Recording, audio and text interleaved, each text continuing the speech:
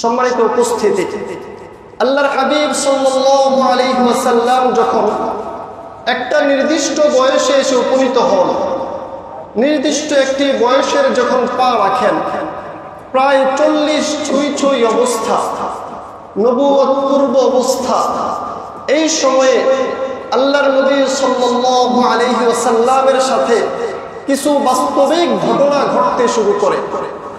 তন্মধ্যে অন্যতম হলো আল্লাহর নবী রাত্রিবেলা যেই স্বপ্নেই দেখতেন, রাতের আধারে যেই স্বপ্ন দেখতেন, দিনের বেলা এটা স্পষ্ট দেখা যেত।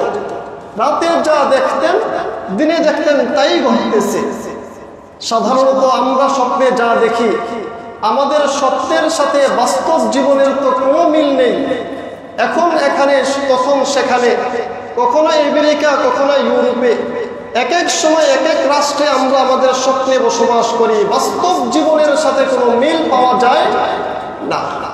তবে আল্লাহর নবী সাল্লাল্লাহু আলাইহি ওয়াসাল্লাম যেই স্বপ্নই দেখতেন, দিনের বেলা দেখতেন, দিনের সূর্য যেমন স্পষ্ট, তার স্বপ্ন তেমন স্পষ্ট। সুবহানাল্লাহ। সম্মানিত উপস্থিতি, এভাবেই কয়েকদিন যায়, আল্লাহর নবীর স্বপ্নগুলো বাস্তবে পরিণত হতে থাকে। নবীদের স্বপ্ন এটাও একটা ওহী। নবীদের স্বপ্ন এটাও কি ভাই? ওই যে হযরত ইব্রাহিম আলাইহিস সালাতু ওয়াস সালাম তার সন্তানের গলায় ছুরি চালিয়েছিলেন। ছুরি চালানো দেখেছেন কিসে? স্বপ্নে। কিসে দেখেছেন? স্বপ্নে দেখেই তার সন্তানের গলায় ছুরি চালিয়েছেন। তার মানে নবীদের স্বপ্নটাও কি ছিল? ওহী ছিল। রাসূলের জীবনের প্রথম ওহী আসছে স্বপ্নের মাধ্যমে। স্বপ্নের মাধ্যমে প্রথম ওহী তিনি পান। বিভিন্ন ঘটনা যাই স্বপ্নে দেখতেন, সেটাই তিনি দিনের আলোর মতো স্পষ্ট দিনের বেলায় তার সাথে বাস্তবে সেটা ঘটে যেত। সুবহানাল্লাহ। তার কিছুদিন পরে রাসূলের আর লোকালয় ভালো লাগে না, রাসূলের আর মানুষের মেলা ভালো লাগে না, মানুষের সাথে উঠতে বসতে ভালো লাগে না, মানুষের সাথে কথাবার্তা চলতে ফিরতে আর ভালো লাগে না। নির্জনতা তিনি চায়, একাকিত্বে রবের গোলামি তিনি করতে চান। স্ত্রী আম্মা জান খাদিজাতুল কুবরা রাদিয়াল্লাহু তাআলা আনহাকে ডাক দিয়ে বলছেন, আমার আর মানুষের মেলা ভালো লাগে না, সংসার আমার আর ভালো লাগতেছে না।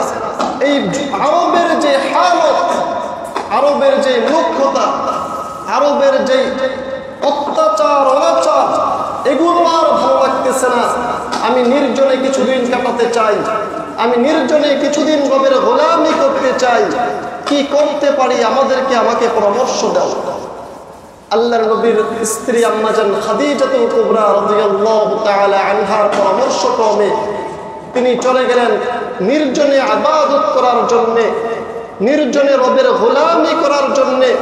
তিনি চলে গেছেন সেই মক্কা অদূরে অবস্থিত জাবালে নূর তথা হেরা পর্বতে। কোন পর্বতে? কোন পর্বতে? হেরা পর্বতে।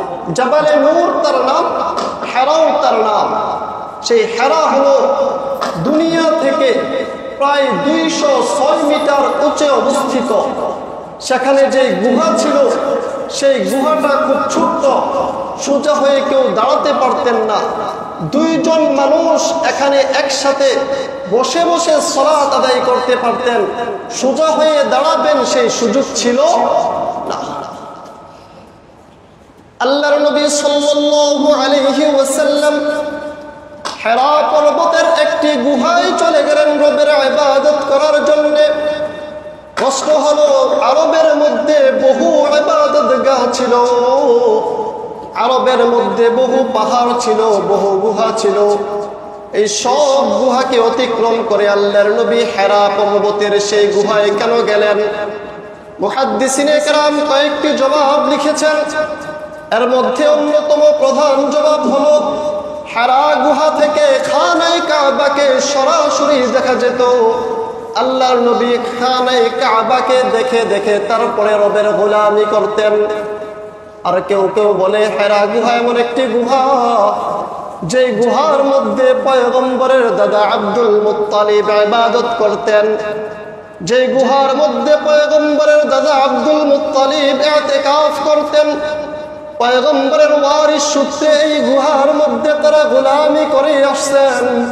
এজন্য তিনি তিনার বংশ যেই ইবাদত করছে যেই জায়গায়, সেই জায়গায় নিজেও ইবাদত করার জন্য নির্দিষ্ট জায়গা বেছে নিলেন। আমার মুসল্লি ভাইয়েরা, আল্লাহর নবী সাল্লাল্লাহু আলাইহি ওয়াসাল্লাম হেরার গুহাকে নিজের জায়গা তৈরি করে কয়েকদিন সেখানে ইবাদত করতেছেন। কেউ কেউ ডাক দিয়ে বলে পয়গম্বর প্রায় 30 দিন সেখানে ইবাদত করেছেন। আবার কেউ কেউ বলে না 30 দিন না, পয়গম্বর প্রায় 6 মাস সেখানে ইবাদত করেছেন। কিভাবে ইবাদত করেছেন, কোন পদ্ধতিতে ইবাদত করেছেন সেটা নিয়েও মতভেদ রয়েছে। কেউ কেউ বলে হযরত ইব্রাহিম আলাইহিস সালাতু ওয়াস সালামের ধর্মের উপরে তিনি গোলামি করেছেন। আর কেউ কেউ বলে না, পয়গম্বর তেমন কোনো গোলামি করে নাই, তবে মক্কাকে কিভাবে ভালো মানুষে রূপান্তরিত করা যায় রবের সৃষ্টি নিয়ে সেখানে তিনি গবেষণা করেছেন। মক্কার এই সমস্ত ফিতনা ফাসাদ নিয়ে তিনি গবেষণা করেছেন, কিভাবে মক্কাকে সুন্দর মানুষে রূপান্তরিত করা যায়। 6 মাস পর্যন্ত এভাবে গোলামি করার পর আল্লাহর নবী সাল্লাল্লাহু আলাইহি ওয়াসাল্লামের নিকট ফাজাআল হক, সত্য চলে আসছে। সুবহানাল্লাহ, আর চিৎকার দিয়ে বলেন সুবহানাল্লাহ। হঠাৎ করে সত্য চলে আসছে। হঠাৎ করে জিবরাইল তার আসল রূপ নিয়ে চলে আসছে। আল্লাহর নবী সাল্লাল্লাহু আলাইহি ওয়াসাল্লাম ভয় পেয়ে গেছেন। জিবরাইলের আসল রূপ প্রায় 600 পাখা। পয়গম্বর ভয় পেয়ে গেছে।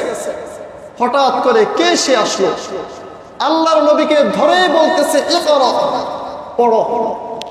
নবী বলেন মা আনা বিকারিন, আমি তো পড়তে জানি না, আমি তো পড়তে জানি না। আদাবানি রব্বি ফাআহসানা তা'দীবি, আমার রব আমাকে শিক্ষা দিয়েছে, আমি উত্তম শিক্ষায় শিক্ষিত হয়েছি ঠিক, কিন্তু আমি তো নিরক্ষর নবী, আমি তো উম্মি, অক্ষর জ্ঞান তো আমার নেই। জ্ঞান আছে ঠিক, কিন্তু আলিফ বা তা হা জিম হা খ এভাবে আক্ষরিক জ্ঞান তো আমার নেই, আমি তো পড়তে জানি না। জিবরাইল ফাগত্তনি, রাসূলকে ধরে এভাবে বুকের সাথে একটা চাপ দিলেন। রাসূল বলেন যেন জীবন বের হয়ে যাবে এমন হালত আমার। পয়গম্বরকে ছাড়লেন, এবার বলতেছে ইকরা, পড়ো। রাসূল আবার প্রশ্নের একই জবাব, মা আনা বিকারিন, আমি পড়তে জানি না। আবার ধরলেন, জোরে চাপ দিলেন।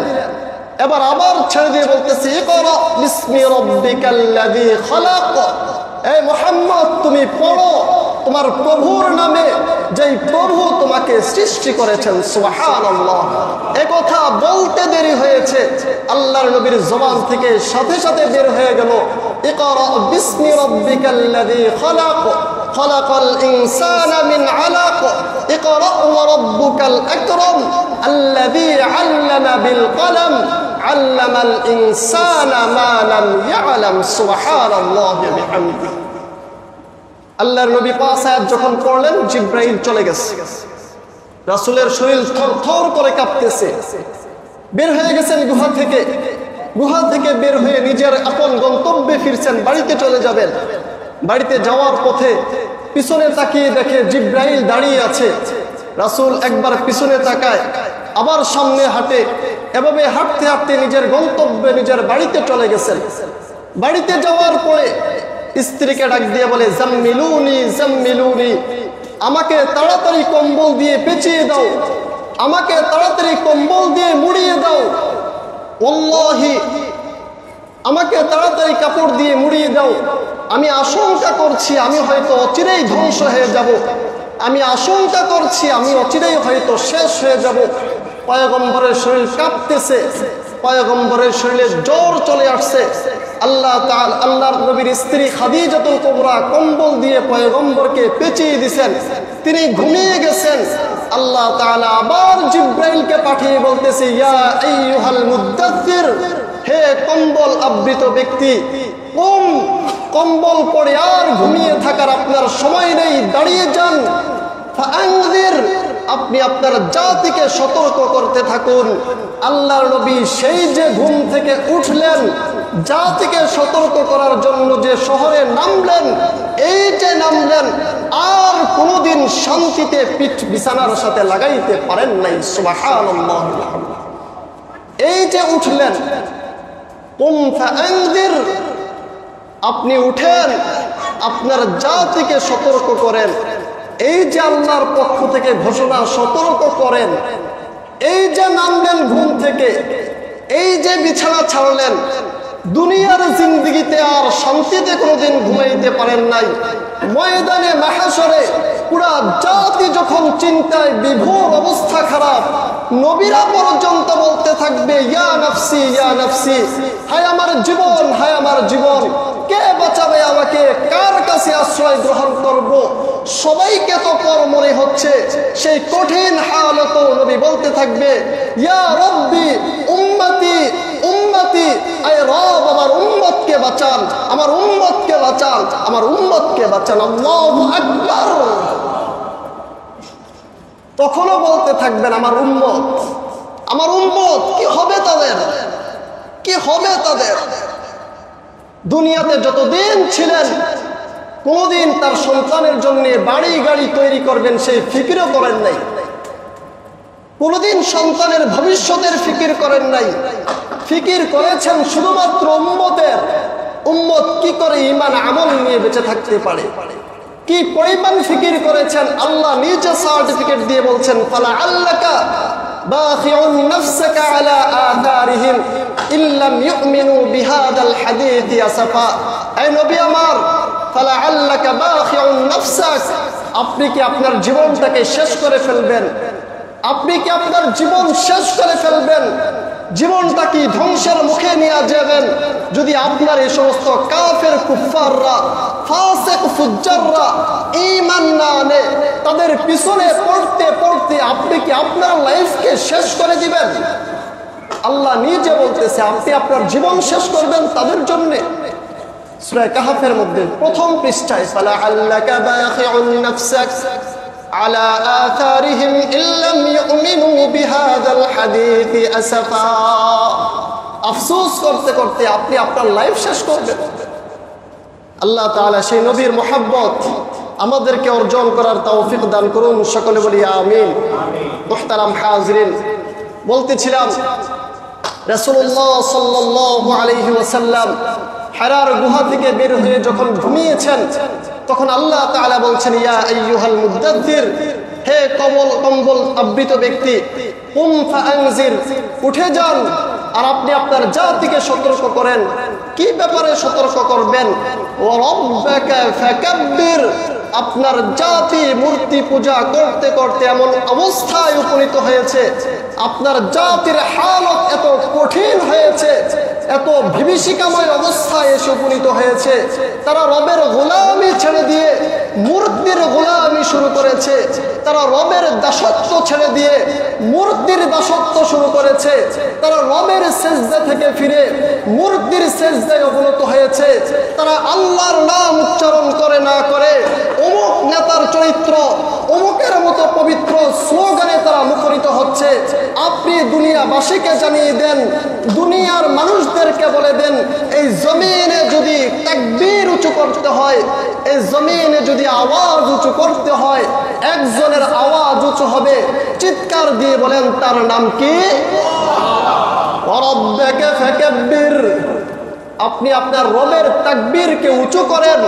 আপনার রবের তাকবীর, আপনার রব সর্বোচ্চ আসনে সমাসীন, আপনার রবের গোলামি সর্বোচ্চ আসনে আসীন, আপনার রবের হুকুম সর্বোচ্চ আসনে আসীন। আপনার রব ছাড়া আর কারো হুকুম এই জমিনে চলতে পারে? আপনি বলে দিন রাব্বাকা ফাকাব্বির, আপনার রবের তাকবীর বলেন। শুধুমাত্র মুয়াজ্জিন বলছে আল্লাহু আকবার, তাকবীর উঁচু হয়ে গেল। ইমাম সাহেব বলছে আল্লাহু আকবার, তাকবীর উঁচু হয়ে গেল। এতটুকুই ক্ষান্ত না, দুনিয়ার জমিনে যত বিধান সামনে আসবে সকল বিধানের ক্ষেত্রে এক মালিকের গোলাম সর্বোচ্চ থাকবে, এক মালিকের গোলাম সবার উপরে থাকবে, এক মালিকের বিধান ছাড়া ভিন্ন আর কারো বিধান মানা যাবে না। আমাদের হালত তো এখন এমন হয়েছে, আমাদের অবস্থার পরিস্থিতি তো এমন হয়েছে, আমাদের লাইফ তো এমন হয়েছে, যেটা আমার সাথে মিলে সেটাকে আমরা মানতে যাই, যেটা আমার দলের সাথে মিশে সেটাকে আমরা মানতে যাই, যেটা আমার নেতার সাথে মিলে সেটাকে আমরা মানতে চাই, যেটা মানতে আমার সুবিধা হবে সেটাকে আমরা মানতে চাই, যেটা মানতে কষ্টসাধ্য, যেটা মানাটা দুঃসাধ্য, যেটা মানা একটু কঠিন, আমরা তার ধারে কাছেও চাই, তার ধারে কাছেও আমরা চাই। আমরা তো এখন শুধুমাত্র নিজেকে মুসলিম পরিচয় দেই কিভাবে? আমার পোস্টারের উপরে আল্লাহ সর্বশক্তিমান এটা পরিচয় দিই, এটা লিখে দিয়ে শেষ আমার পরিচয়, এটা লিখে দিয়ে আমার দায়িত্ব শেষ। না, আপনার দায়িত্ব এখানেই শেষ হয় নাই। রবের সমস্ত বিধানগুলো জমিনে প্রতিষ্ঠিত করার পরেই আপনার দায়িত্ব শেষ হবে। মুহতারাম হাজিরিন, আল্লাহর নবীকে আল্লাহ তাআলা বললেন, ওয়ারাব্বাকা ফাকাব্বির, নবী আপনি আপনার রবের নামকে উঁচু করেন, আপনার রবের নাম জমিনে প্রতিষ্ঠিত করার জন্য যা করা দরকার আপনি তাই করুন। শুরু হয়ে গেল নবীর মিশন, শুরু হয়ে গেল নবী উম্মতকে কিভাবে বাঁচানো যায়, উম্মতের মধ্যে কিভাবে কালিমার দাওয়াত দেওয়া যায়, তাওহীদের বাক্য কি করে উম্মতের মাঝে পৌঁছে দেওয়া যায়, সেই বিধান আর সেই রীতিনীতি রাসূলের শুরু হয়ে যায়, সেই রীতিনীতি আর পদ্ধতি শুরু হয়ে যায়। আরবের মধ্যে রাসূল তার ইলায়ে কালিমাতুল্লাহ, কালিমার আওয়াজকে উঁচু করার জন্যে, কালিমাকে প্রতিষ্ঠা করার জন্যে সমস্ত তন্ত্র মন্ত্রগুলোকে দাফন করে আল্লাহর জমিনে আল্লাহর কালিমাকে উঁচু করার জন্যে যত চেষ্টা করা দরকার সকল প্রকার চেষ্টা শুরু করে দেয়। মক্কার কাফেররা তাকে নিবৃত করার জন্যে, তার কালিমাকে বন্ধ করার জন্যে যত কিছু আয়োজন করা দরকার সব আয়োজন করে, সব আয়োজনকে রাসূল মাটির নিচে দাফন করে একাই মিশন আর মিশন নিয়ে সামনে গিয়ে ইলায়ে কালিমাতুল্লাহ, রবের কালিমাকে রবের জমিনে উড্ডীন করে ছেড়েছে। আল্লাহু আকবার। মুহতারাম হাজিরিন, আল্লাহর নবীকে যখন কোনোভাবেই পারতেছে না, কোনোভাবেই যখন বন্ধ করতে পারলো না, কোনোভাবেই তিনি বন্ধ হচ্ছে না, ডাক দিয়ে বলে, রাসূল আপনার সামনে, মুহাম্মদ তোমার সামনে তিনটা অপশন রয়েছে। বলেন কয় অপশন? আরো জোরে বলেন কয় অপশন? তিনটা অপশন রয়েছে। এক নাম্বার, তুমি যদি নেতৃত্ব চাও তাহলে এই আরবের নেতৃত্ব তোমাকে দেওয়া হবে। দুই নাম্বার, তুমি যদি সম্পদ চাও আরবের ওঢেল সম্পত্তির মালিক তোমাকে বানিয়ে দেওয়া হবে।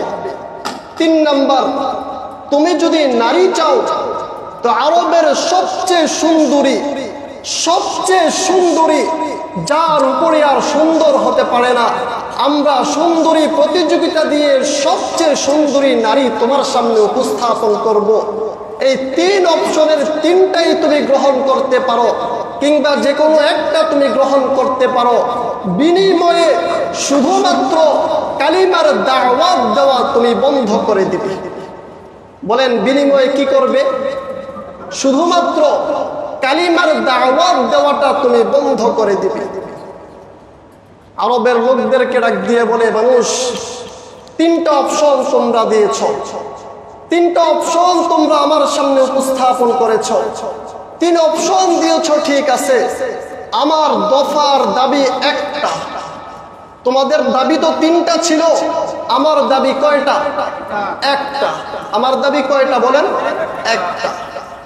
যদি আকাশের সেই সূর্য কিংবা আকাশের সেই চন্দ্র আমার দুই হাতে দিয়ে দেওয়া হয়, আকাশের এক সূর্য আর এক চন্দ্র যদি আমার দুই হাতে দিয়ে দেওয়া হয়, এতটা শাস্তির সম্মুখীনে ফেলে যদি আমাকে বলা হয় ইলায়ে কালিমাতুল্লাহ, রবের কালিমা দাওয়াতটা বন্ধ করে দাও, তবে আরববাসী শুনে রাখো, আমি 2 শাস্তি সহ্য করতে রাজি, তারপরও আল্লাহর দাওয়াত দিতে আমি বিন্দু পরিমাণ পিছপা হব না। সুবহানাল্লাহ, 1 বিন্দু পরিমাণ পিছপা হব না। মুহতারাম হাজরিন, আমরা হুমায়ুন আহমদের হিমু সমগ্র পড়াশোনা করি, কিন্তু মুহাম্মদুর রাসূলুল্লাহর সিরাত প্রয়োজনে পড়েছি। কয়জন দাঁড়িয়ে বলতে পারবে সেই নবীর জীবনী শুরু থেকে শেষ পর্যন্ত পড়েছি? আমার সামনে যখন ফেসবুক স্ক্রলিং এর মাধ্যমে দেশের কোনো বিখ্যাত সুপারস্টারের জীবনী আসে, সাক্ষাৎকার সামনে আসে, তার পছন্দের খাবারটা পর্যন্ত আমি জানি, পছন্দের কাজকর্ম পর্যন্ত আমি জানি, অথচ আমার নবীর 10টা হাদিস আমি জানি না।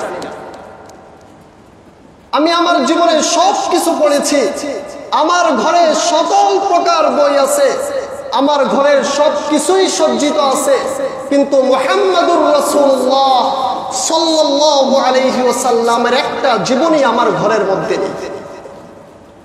এটা উম্মতের জন্য বড় আফসোস। যেই পথে আমার হিদায়াত, যেই পথে আমার জান্নাত, যেই পথে আমার সফলতা, যেই পথ ছাড়া ভিন্ন পথ আমার জন্য নেই, সেই পথ দিশারি একটা বই আমার ঘরের মধ্যে নেই। একটা বই আমার ঘরের মধ্যে নেই। কয়জনে হাত তুলে বলতে পারবে যে সিরাতের বই আমার ঘরে আছে? কয়জনে বলতে পারবে আমার সন্তানকে রাসূলের আদর্শ শিক্ষা দেওয়ার জন্য রাসূলের জীবনী লিখে দিয়েছি, রাসূলের জীবনী সংগ্রহ করে দিয়েছি? কয়জন বলতে পারবে? মুহতারাম হাজিরিন, আমার আপনার জন্য আমরা আজ সঠিক পথ থেকে এতটা দূরে সরেছি, সব কিছু মানতে রাজি, কোরআন আর সুন্নাহর পথ যদি বলি সেটা মানতে রাজি না। কোরআন আর সুন্নাহর পথ যদি বলি সেটা মানতে রাজি না।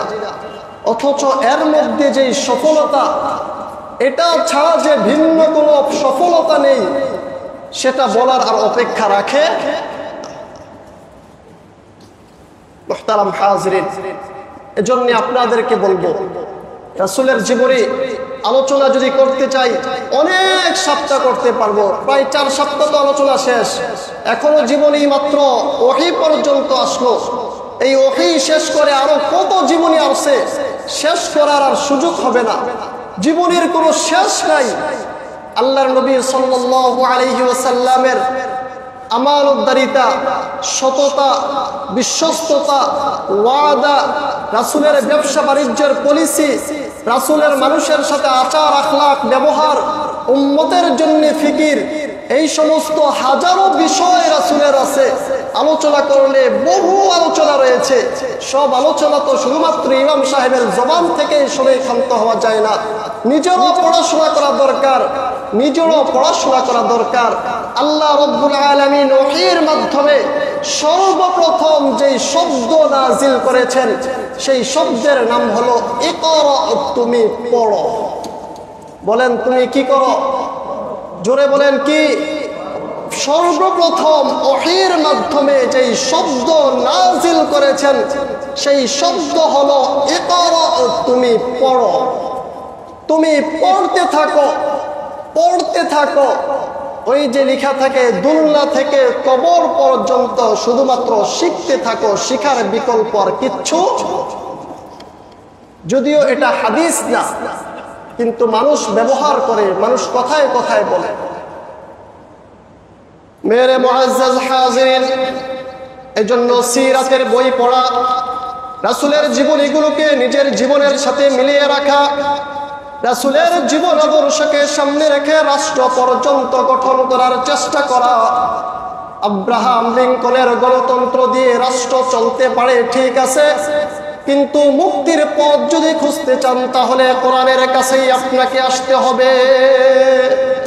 কোরআন ছাড়া, রাসূলের পদ্ধতি ছাড়া, রাসূলের ফর্মুলা ছাড়া, কোরআনকে বিধান মানা ছাড়া ভিন্ন কোনো পথে মুসলিম জাতির কোনো সফলতা থাকতে পারে এটা নিজের হৃদয়ের মধ্যে গেঁথে রাখেন। কমপক্ষে এতটুকু যেন বলতে পারি, আল্লাহ হয়তো আমার সক্ষমতা ছিল না, হয়তো আমার ক্ষমতা ছিল না, তবে হৃদয় দিয়ে, নিজের জান দিয়ে আল্লাহ তোমার কাছে আমি আমার কলিজার মধ্যে এই কথা গেঁথে রেখেছি, সব সময় দোয়া করেছি আল্লাহর জমিনে যেন আল্লাহর কোরআন প্রতিষ্ঠিত হয়েছে, আল্লাহর জমিনে যেন আল্লাহর কোরআন প্রতিষ্ঠিত হয়েছে। এই যে বৈষম্য বিরোধী আন্দোলনে একদল চলে গেল ভিন্ন রাষ্ট্রে, এখন যারা আছে বড় স্বপ্ন নিয়ে আমরা তাদেরকে বসিয়েছিলাম। আফসোসের বিষয় হলো কোরআন না প্রতিষ্ঠা করার কারণে, কোরআন ছাড়া ভিন্ন কিছুকে প্রতিষ্ঠা করার অপচেষ্টা চালানোর কারণে হালত কি হলো, এখন ট্রান্সজেন্ডার যারা বিগত সরকারের আমলে প্রতিষ্ঠা করতে চেয়েও ব্যর্থ হয়েছে, ওরা প্রতিষ্ঠা করেই দিয়েছে বললেই চলে। ট্রান্সজেন্ডার বুঝি মনে মনে মন কলা খাই, পুরুষ সে মনে মনে বলছে আমি মহিলা, মহিলা সে মনে মনে বলে আমি পুরুষ, মনে মনে মন কলা খায়। পুরুষ সে মনে মনে বলছে আমি মহিলা, মনে মনে মহিলা বলে এখন গিয়ে বিয়ে করছে আরেক মহিলাকে, আরেক পুরুষকে বিয়ে করছে। দিন শেষে পুরুষে পুরুষে বিয়ে আর মহিলাই মহিলা বিয়ে, সমকামিতার প্রমোট আমেরিকা থেকে আমদানি করে আমার রাষ্ট্রে চালানোর অপচেষ্টা চালানো হচ্ছে। বিগত সরকারের আমলে শিক্ষা সিলেবাসকে ধ্বংসের দ্বার প্রান্তে নিয়ে গেছে। আমরা সে ব্যাপারে সোচ্চার ছিলাম, অনেক ধরনের মেহনত করেছে ওলামায়ে কেরাম, রাস্তাঘাটে আপমর জনতা মানুষের ডাকে গিয়ে সভা সমাবেশ করে বন্ধ করার চেষ্টা চালিয়েছে। এখনকার সরকার এসে একই পথে হাঁটছেন, শিক্ষা সিলেবাসকে ধ্বংস করে নতুন কারিকুলামে আবার কিভাবে সেই সমকামিতার প্রমোট করা যায় সেই চিন্তায় তারা বিভোর আছে। ইসলামী শিক্ষা, ইসলামী শিক্ষা এটাকে সম্পাদনা করার জন্য দেওয়া হয়েছে আবু সাঈদকে, আর এই আবু সাঈদ টাটকা এক কাফের ব্যক্তি, টাটকা এক কাফেরকে দেওয়া হয়েছে ইসলামী শিক্ষাকে সম্পাদনা করবে। এই আফসোস কই রাখি বলে, এই আফসোস কই রাখি বলে। এটা হলো আব্রাহাম লিঙ্কনের গণতন্ত্র, এটাই হলো গণতন্ত্রের সিস্টেম, এটাই হলো আমার মাথায় কাঁঠাল ভেঙে অন্যরা খাবে, এটাই হলো সিস্টেম। কিন্তু রবের জমিনে যদি রবের কোরআনটা প্রতিষ্ঠিত হয়ে যেত, রবের জমিনে যদি রবের কোরআন দিয়ে রাষ্ট্র চলত, তাহলে সকল দল তার সমান অধিকার পেত। হিন্দু তার হিন্দুতে চলতো, খ্রিস্টান তার খ্রিস্টনীয় সম্প্রদায় নিয়ে চলতো, মুসলিম তার মুসলমানিত্ব নিয়ে আপন গতিতে চলতো, কেউ কাউকে বাধা দিতে পারতো না। যেমন ছিল ওমর ইবনুল খাত্তাবের সময়, ওমর ইবনুল খাত্তাবের সময় ছাগল আর বাঘ এক ঘাটে পানি খেয়েছে, কেউ কাউকে আক্রমণ করবে চিন্তাও করতে পারে নাই। আল্লাহু আকবার। খেলাফতের জামানা ছিল সেই জামানা। আল্লাহ তাআলা আমাদেরকে রাসূলের দেখানো পথ অনুযায়ী চলার তৌফিক দান করুন। সকলে বলি আমিন।